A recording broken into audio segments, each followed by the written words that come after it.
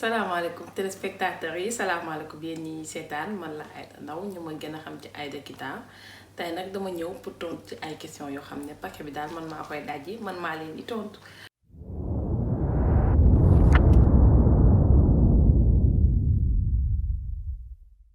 donc dañuy commencer ci question 1 bi mooy ma présenté wu donc man la Aïda Ndao mannequin ex mannequin ndax laay wax actrice ba léegi modèle. Ancienne militaire loolu laay wax en gros kooku mooy Aïda Ndao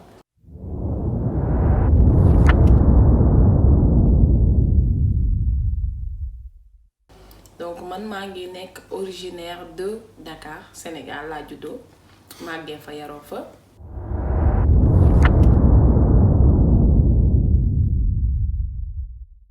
donc sama enfance maa ngi ko defee HLM sama kër maam Parcelles ak Waaru Ñaay voilà donc sama cursus scolaire Marib Sow laa jàngee Maam Jaara Buso fa laa jàngee ak Amadou Traoré donc enfance boo xam ne nag enfance bu posé la parce que jàng rek laa doon def ndax sama papa moom daa xaw a compliqué woon wante jàng bi moom c'était obligatoire parce que ku jàngul doo doon xaritam donc j'étais obligée de respecter mes études et tout mais nag benn secret moom laa leen di wax sabar bu musa am HLM daal toj naa ko ndax xam naa ne bu ma wàccaan léegi ma ñibbi direct des fois ma xaw a jàdd noonu su ma gisee sabar xam nga temps yooyu temps sabar ak simb la te xale rek xam nga ne xale moom daa bëgg fo donc damay xaw a jàdd dugg rupp noonu fecc après ñibbi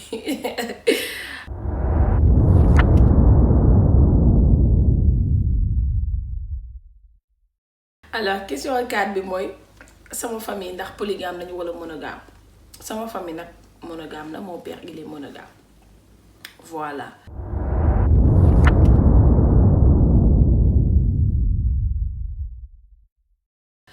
alors samay caractère parent ci éducation bi sama yaay moom suñu éducation sama yaay moom dafa calme xam nga sama yaay moom yàlla dafa dogal ni dafa calme sama yaay du xuloo du xeex du dóore du saaga sama yaay du histoire waaye nag yàlla mënut a boole ñaar ñu bokk jikko sama papa dafa compliqué sama papa bon éducation bi dafa duroon sama éducation c'était très dur y a des moments où je me posais vraiment la question naan est-ce que mooy sama papa parce que nag dafa taroon trop te xam nga rek boo amee ay doomu jigéen ñu juddoo ci benn milieu wala màggee ci benn quartier boo xam ne demeewul noonu enfin ci côté éducation da ngay gis yoo xam ne dalay jaaxal donc dangay ragal say doom mel noonu donc ci côté boobu comprendre naa moo tax yar nañu yar boo xam ne tey sant naa yàlla fu ma dem rek mën naa faa nekk voilà.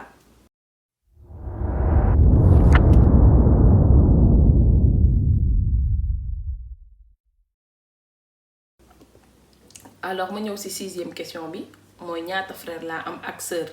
man am naa ñetti sœur macha allah ñaari seex ak benn bu jigéen benn rakk bu jigéen mooy Nafi Ndaw Bintu Ndaw ak Zeyna. amoon naa nag mag bu góor benn mag bu góor laa amoon wante yàlla def na li gën ndax bu yàlla soxlaa moom jàmm mooy ñàkk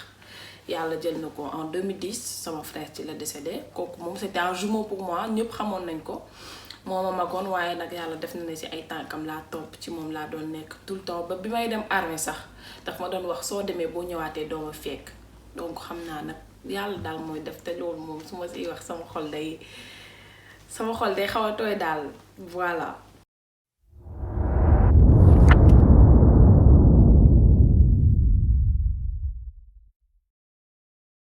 mooy yan moment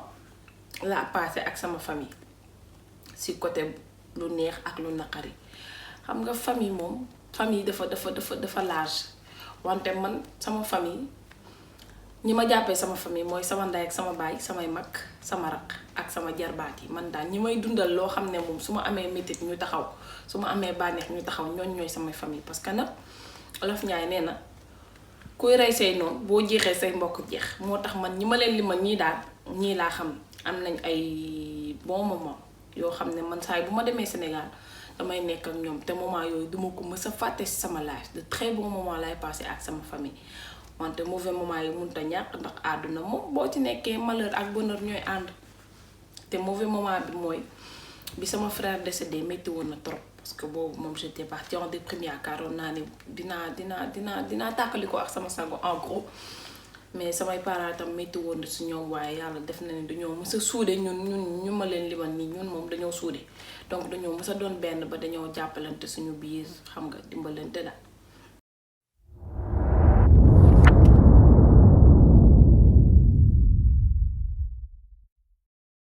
Pourquoi ma choisir métier bi may exercer nii actuellement métier bi may exercer lu tax ma choisir ko mooy man damaa bëgg a dimbale nit donc damaa mës a social damaa bëgg a mës a def ay dons affaire yooyu donc tey ci médical laay évoluer donc loolu moo gën a tax ma exercer métier bi ma nekk nii. waaw est-ce que loolu laa mës a rêvé mën naa wax waaw mën naa wax déet. mais xam naa ne daal ci li ma nekk nii moom sant naa ci yàlla maa ngi ciy dimbale ay nit te maa ngi ciy faj samay soxla taxawuma fenn ñaanuma kenn lebuma kenn maa ngi ciy sutura sama bopp di ci sagal sama bopp te yàlla na ma ci yàlla taxaw jàppale ma ci ba mu continuer.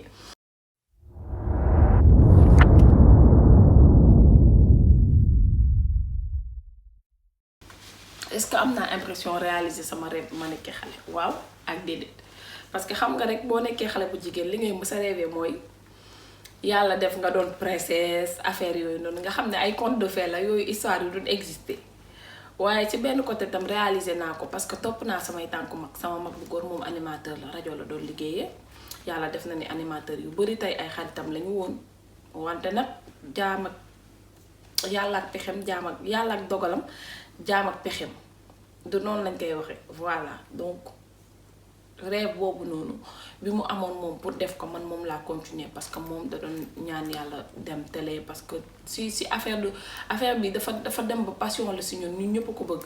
donc loolu moom continuer naa ko ci côté boobu.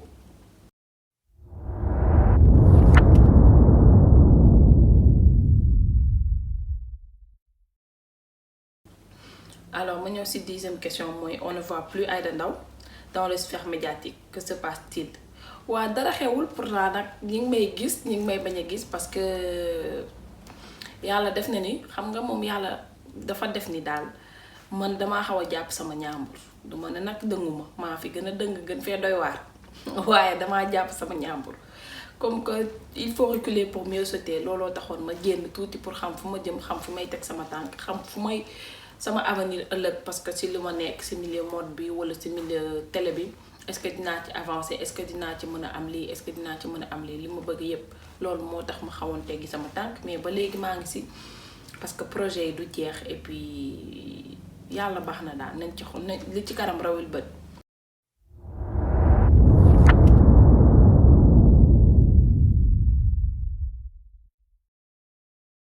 lu tax ma quitté Sénégal nag du dara lu dul bëgg am expérience parce que yaakaar naa boo toogee ci benn dëkk rek doo xam li xew il faut ngay génn pour xam li xew ci dëkk bi pour mën a am expérience sa avancement sa milieu mode et puis il faut aller se chercher moo tax parce que man dama génn pour chercher pour xam dëgg man maay kan lan laa mënal sama bopp lan laa dul mënalul sama bopp parce que toog di xaar parents yi rek wala di basé wu say yëfu waaju tamit du dem donc moo tax ma génn pour xam kan laa doon ak lan laa mën a defi ëllëg voilà.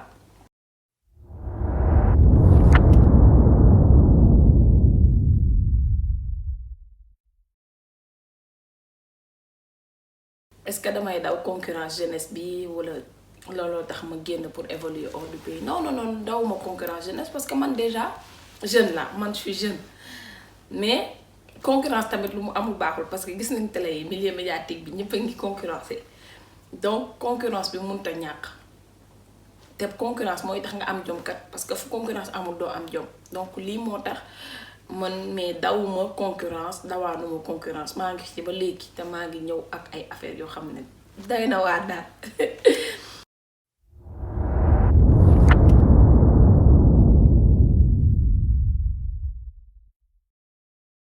beneen bi mooy aujourd'hui que devenez-vous alors ni ngeen ma gisee nii rek maa ngi nii toog sama coin jàpp sama ñaam di liggéey xam nga nag bu ñëpp xamee foo jëm doo yegg waaw donc li ma doon daal maa ngi koy def maa ngi koy doon maa ngi ciy sant yàlla alhamdulilah.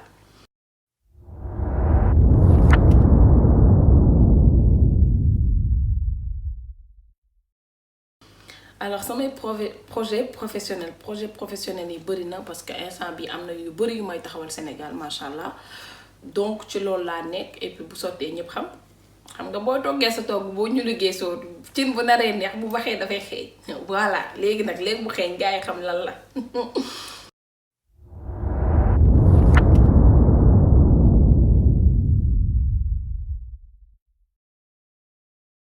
alors sama vie privée ça se comporte comment? Sama vie privée ça se comporte très bien, ça se passe très bien, ça se porte bien machallah alhamdulillah parce que nag ku ñëpp xam foo jëm doo yegg te vie privée moom kenn moomu ko yow rek a ko moom sa vie yow yaa ko mën a privé ba nit ñi duñu am accès si yenn yi parce que nag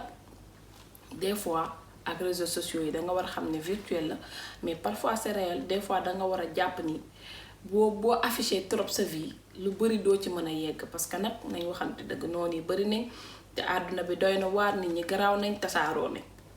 waaw donc ça se porte très bien macha allah alhamdulilah est-ce que dama sëy wala dama tas wala dama nekk veuf wala man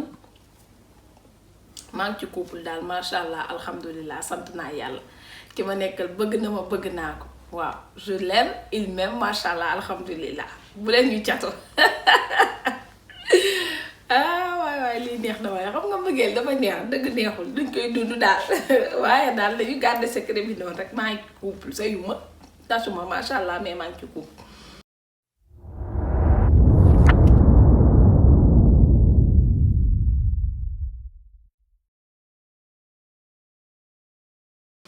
alors ñu ne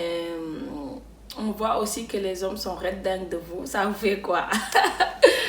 mais loolu daf may neex parce que yaakaar naa nit ku nekk bëgg nga nit ñi bëgg la du dëgg muy góor ak jigéen mag ak ndaw nit ku nekk bëgg nga ñu bëgg la donc li yàlla def moom kenn mënu si dara dama koy sante yàlla rek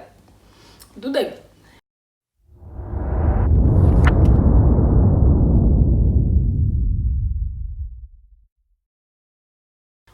Est-ce un jeu de séduction ou vous avez naturellement le don d'accrocher les regards des hommes? yàlla mooy maye. de Wally Seck ko wax yàlla mooy maye yàlla moo may lii daal la amul leneen.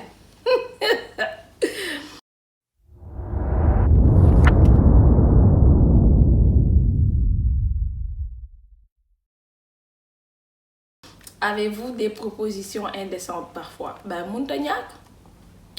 ñàkk dina am des hommes yoo xam ne dañ lay proposer ay moments d'intimité am na sax ay lesbiennes waaye dëgg du neex ku nekk yaa xam li nga bëgg ku nekk yaa xam fi nga war a yegg ak ku nekk yaa xam fi ngay jëmale sa bopp man jugé wu ma kenn man xasuma kenn sama yoon nekkul ci vie wu jàmbur man daal sama bos laa tal te sama bos laa xam duma lesbienne promotion canapé wu ma maa ngi jàpp sama ñàmbur toog waaw.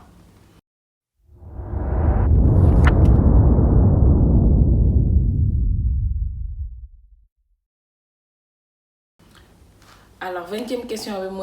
vous tapez dans l'œil de beaucoup de personnalités de ce pays. Apprend-on aussi? Que répondez-vous à ça? Ah ben, lu ma ci wax xanaa nekk jigéen rek parce que nag dëgg du neex Sénégal xale yi dañoo defar ba mbaax xale yi dañoo son xale yi dañoo bëgg seen bopp macha allah taaru donc ku gis jigéen bu baax kay danga koy bëgg loolu dong la wante nag muy personnalité ak ñàkk personnalité yépp a ci yem waaw.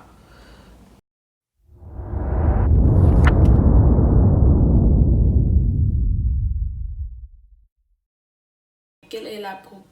proposition, expérience, événement ou fait le ou la plus choquante que vous avez eu à vivre en couple ou dans votre vie? Le mot non, je préfère ne pas répondre à ça. Mais yàlla def na ne j'ai vécu des moments yoo xam ne dans un couple des moments durs. Mais actuellement, je suis dans le bonheur et c'est ce qui importe. Voilà.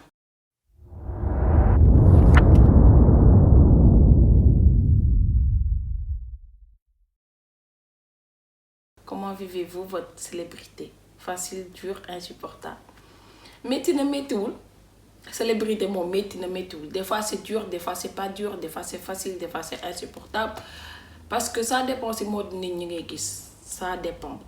parce que nit ñi dañ lay topp ba nga sës topp la ci miiru wis bi di la ci xoos bëgg a xam li xew ak li xewul bëgg a xam yow mii sax loo xam ne xamoo ko loolu moo ci métti mais sinon sant naa yàlla parce que am naa ñoo xam ne dañ ma bëgg te ba tey ba sànq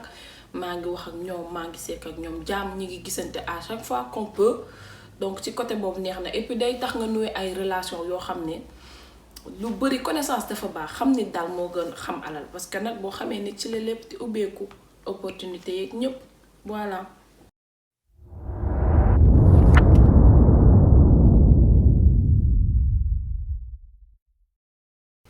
sama réalisation moom léegi mu ñëw léegi nit ñi xam lu ma réalisé.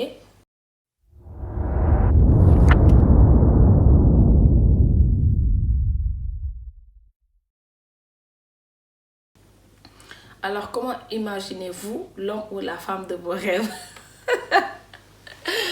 xanaa li ñëpp bëgg lu baax koo xam ne jullite na koo xam ne mi ngi sant yàlla koo xam ne daal bëgg na moo te yàlla rek tax lii daal laa ci imaginer amul leneen nekk ma fi nag di wax ay kër gu rafet ak oto bu rafet ndax yaakaar naa moom lu baax daal ñëpp ko bëgg du dëgg.